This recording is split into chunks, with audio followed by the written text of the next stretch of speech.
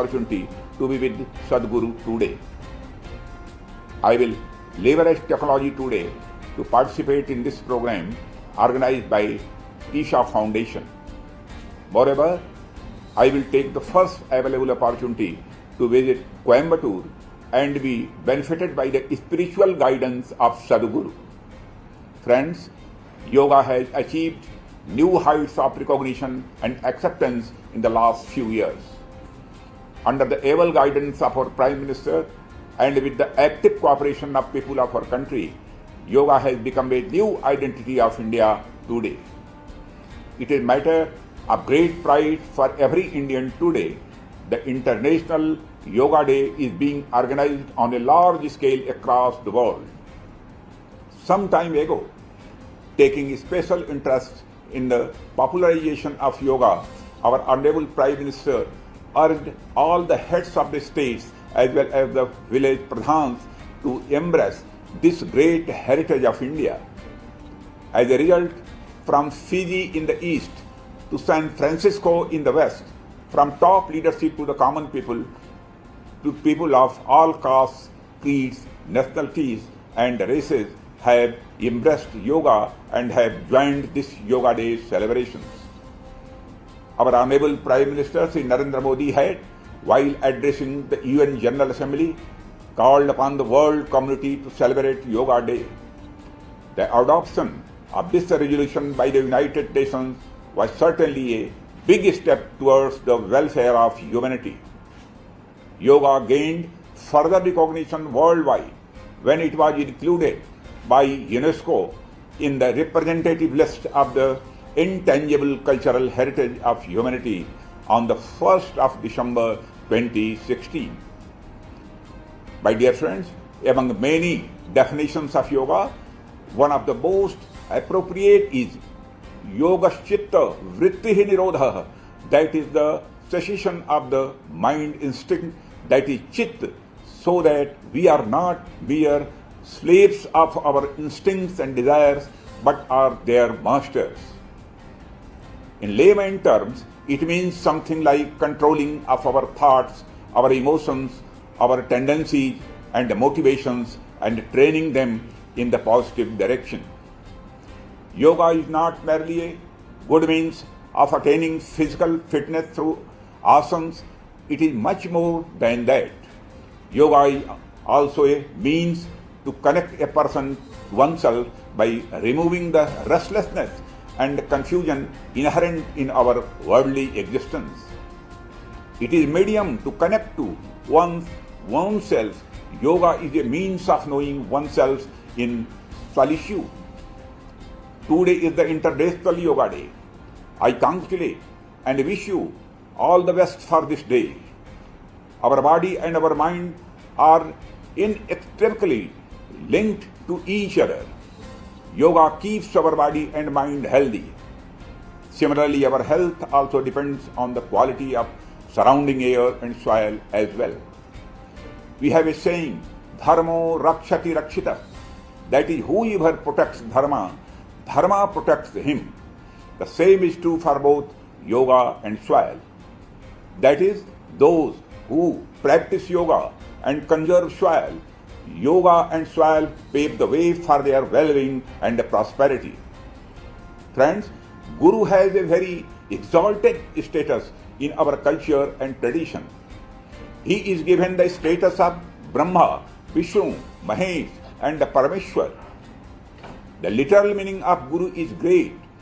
It is believed that Guru is the one who guides us from darkness to light. I would add that the Guru is the one who enables the disciple to eliminate the deep darkness with his own inner light or radiance. The Guru does not teach to run away from bad situations, but to conquer such bad situations by the power of his mind, word and deed, that is, by exercise of his willpower. Guru Vasistha and Guru Vishwamitra didn't try to shield Rama away from the darkness of unrighteousness, but taught him to face the forces of darkness, fight them and establish righteousness in society. The same applies to transforming untruth into truth and transforming the fear of death of mortal body into the bliss of the immortality of our soul. I also look at Sri Sadguru in the same way. You are teaching people to live happier and more meaningful lives through yoga on the one hand, and also inspiring them to address the environmental problems on the other hand, thus contributing to the human well-being in multiple ways. Friends, if you look at the history of humans, you will find that all the great personalities who have done the work of giving direction to our society have first gone through introspection and deep contemplation at their own individual level, and after attaining true wisdom, they have travelled from place to place to spread knowledge. From Mahavir Swami, Mahatma Buddha to Guru Nanak, Swami Vivekananda and Mahatma Gandhi, you can see this is a common feature in the lives of many great personalities. Sri Sadguru, I am sure, would have gone through the stage of introspection and contemplation before attaining the true knowledge and wisdom. And as is his speciality of the Gurus, none of their good thoughts or good work is limited to only a few people, caste, sects, region, or even any one country. Similarly, Sadguru also didn't limit the spread of his ideas to the land of India only.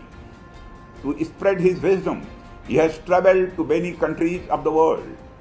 If we look at the ancient tradition of our country, we realize that we have done the work of spreading world peace and similar humanistic ideas across many millennia. By giving the message of Vasudhaiva Kutumbakam, India has not only considered the people of living within its border, but the people of the whole world as one family. Sadguru, by his work, has certainly brought to life the spirit of Vasudhaiva Kutumbakam by connecting a large number of people from all over the world into one thread for creating a new environmental movement. I would like to mention another attribute that I have noticed in Sadguru. There have been many great personalities in our society who have shown the way to the world in getting rid of the problems of the material world. There have been many such sages who have rejected the world as mortal, have explained the path of attainment of the Brahma, and have given the message of transcendentalism to the people. But respected Sadguru is one of those rare personalities who are enriching the material world through campaigns like Save Soil, as well as giving transcendental messages through spirituality. We are certainly very fortunate to have got direct inspiration from Sri Sadguru. Friends, we are living in an era when there has been a persistent and real apprehensions about the irreparable degradation of environment. We see new data of soil degradation and increasing soil salinity every day. Scientists from all over the world claim that the fertile topsoil will last only for next 60 years or so. At such a time, the Save Soil campaign certainly provides a ray of hope. It instills a belief that the large number of people from all over the world who have joined this campaign will contribute in maintaining the health of the soil in the times to come. Friends, when it comes to soil, our immediate attention goes towards its fertility, its degradation, salinity, and other such environmental concerns. But the importance of soil is much broader and deeper than this. It is directly related to human civilization, culture, literature, history, art, and philosophy. The first step in the journey of human beings from nature to culture was land or soil.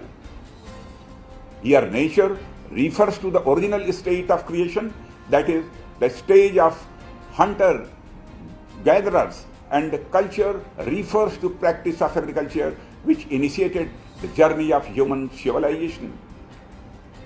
The beginning of agriculture is the starting point of our culture. With the passage of time, the food habits, dress, customs, way of life all become part of the culture, and all of them are invariably linked to the local and along with the local soil, climate and water resources, etc. Dal bati churma in Rajasthan, or bhat in Bengal, Bihar, or idli sambar in Tamil Nadu didn't randomly become a part of the local cuisine. The weather, water resources, as well as the soil have been the main reasons behind local preferences. The kind of crops that the soil will allow to be grown in a place would determine the food and culture of the region. Sri Giriya Kumar Mathur was a great Hindi poet.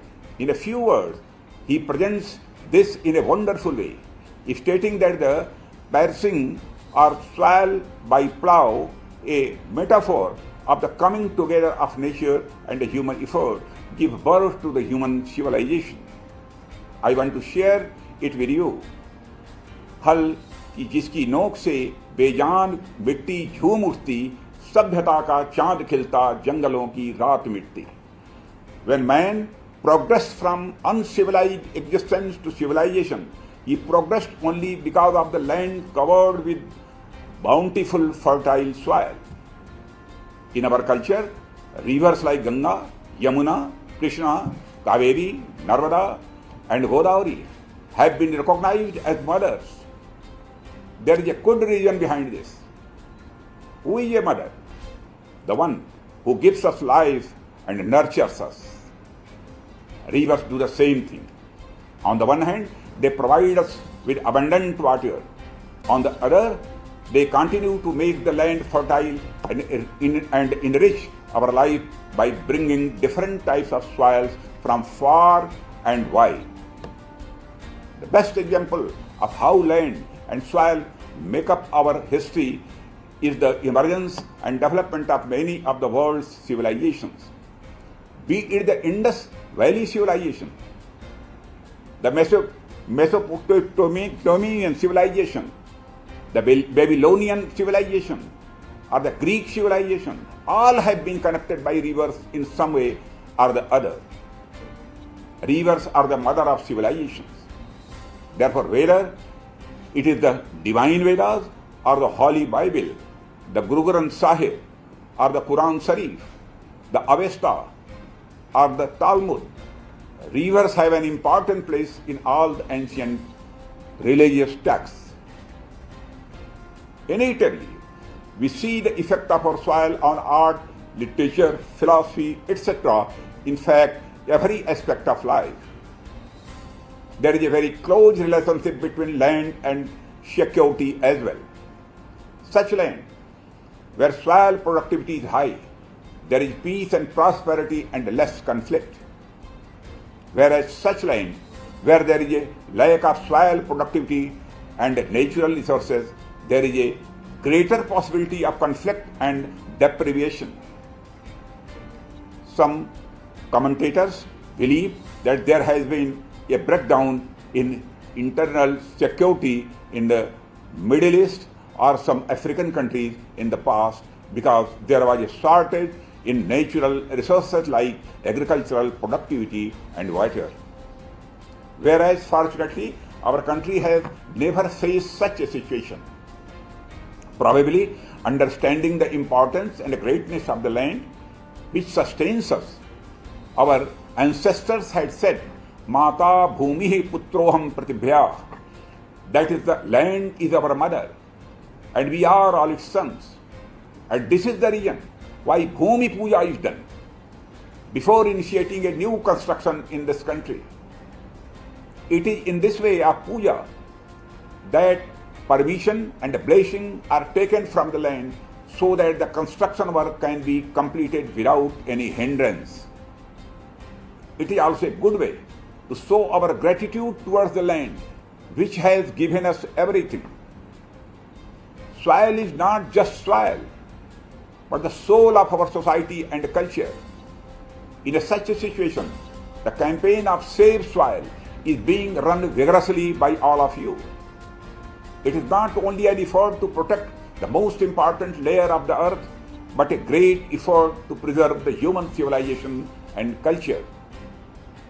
As a child, we had read a couplet of Kabir in our textbook, which was as follows: माटी कहे कुम्हार से तू क्या रौ दे मोय, एक दिन ऐसा आएगा मैं रौ दूंगी तोय.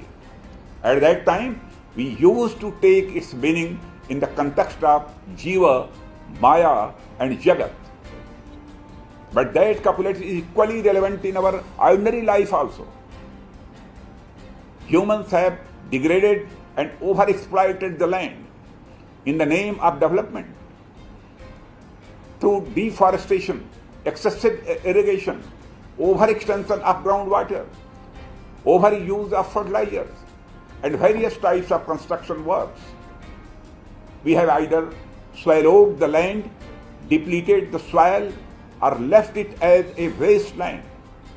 Just a few days ago, while releasing the data about the earth, the United Nations said that up to 40% of land is now degraded, which is affecting about half of the world's population. This is a big alarm bell for the entire humanity. The whole world needs to be aware of the deteriorating condition of soil and the necessity of taking appropriate soil conservation measures. Friends, the ecosystem of our earth is built in such a way that the impact of environmental degradation in a particular geographical area is not limited to that area only. Its effect is much larger and even encompasses the whole world. Carbon emission is an example in point. Even if it is happening in one country, it definitely affects all other countries. That is why all the summits, conferences, conventions, and agreements regarding global environment protection, whether it is Rio Summit, United Nations Conventions to combat desertification, Climate Change Convention, Kyoto Protocol, or Paris Convention, they guide all the countries of the world in a similar way to act in unison. As a responsible nation, India, guided by its tradition and culture, has continuously striven for soil conservation. We have understood very well that soil conservation cannot be done by focusing only on the soil. Therefore, we have tried to conserve and increase all the other components related to it, such as afforestation, wildlife, wetlands, etc. Friends, it is well known to all of us that the solution of collective problems will also be possible only through collective efforts. Therefore, it is necessary today that we all try to protect the soil and environment and move together towards a better world. Knowledge of history is necessary for human life so that we can learn from it and give better direction to our future. We are such fortunate people that our culture evolved in the lap of Mother Nature. Even today, we wish not only for peace for humans in auspicious work, but also for the peace of earth, sky, water, air, fire, medicine, nature, that is entire environment and even peace itself. These are the edifying values of the land of India. Human civilization has progressed so far that it is neither possible nor advisable to go back into the past. But it is definitely possible that we should find new technologies in the field of science and make such innovations which will keep our eco-friendly values intact. We should become companions of nature and have a sense of reverence and respect for the living beings as well as the inanimate elements of nature. This should be our aim. I have full faith that the gradually human civilization will overcome the environmental problems of our times and build a happy, prosperous, equitable and sustainable future for all of us. Friends, if you look at the root cause of most of the problems that exist in our society today, you will find that it is because of the lack of broad-mindedness among ourselves. Everyone is living for his own sake. My body, my job, my home, that is. Just I, me, and myself. And this is the result of narrowness of the mind. To do such selfish calculations is the work of small-minded people. Nations are not even hesitating to fight with each other for unjust and selfish gains. In such a situation, yoga is becoming more and more relevant for us today. Yoga teaches us to embrace the whole world by making our mind broad and liberal. It is said, Ayam nijah paroveti gadana laguchetsam udar charitanam tu vasudhaiva kutumbakam. It means, this is mine, this is his. Such is the thinking of narrow-minded persons. On the contrary, for the liberal people, this whole earth is like a family. The message given by our ancient sages thousands of years ago to humanity is equally relevant to the world today. Yoga is a great medium to spread this message of human fraternity. Finally, I extend my deep reverence and best wishes to respected Sadhguruji and the Isha family. Keep going like this, keep moving forward, keep making people aware of soil and environment, and keep making our valuable contribution to the preservation of human civilization and culture. My best wishes are with you. Thank you very much. जय हिंद। सदगुरु जी को मेरा पुनः शीश झुकाकर प्रणाम।